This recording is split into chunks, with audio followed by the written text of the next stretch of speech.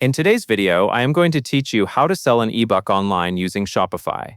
To get started, go into your Shopify admin and create a new product.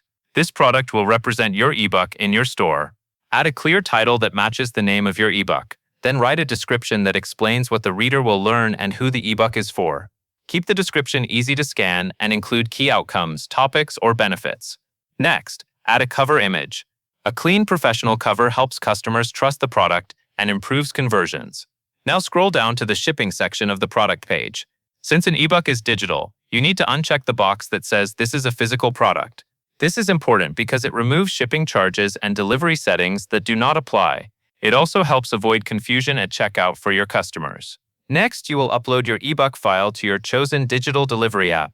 Your file may be a PDF, EPUB, or MOBI, depending on how you want customers to read it. Before you upload, make sure the file name is clear and the file opens correctly. If you have multiple formats, choose the one you plan to deliver, or upload the appropriate version for your product setup. Once the file is uploaded in the app, link that file to the product you just created. This connection is what tells Shopify which download to deliver after purchase. Double-check that you selected the correct product, especially if you have more than one ebook in your store. After that, customize your fulfillment email inside the app. This is the message your customer receives after checkout.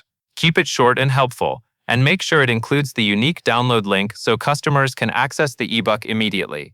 It is also a good idea to add a brief note about saving the file and where to look if the email lands in a promotions or spam folder. Now set your price on the product page and choose your payment gateways in Shopify so you can accept payments. Make sure your payment methods are active before you launch. Finally, publish the product to your online store and run a quick test order to confirm the download link works from start to finish. That covers everything you need to know.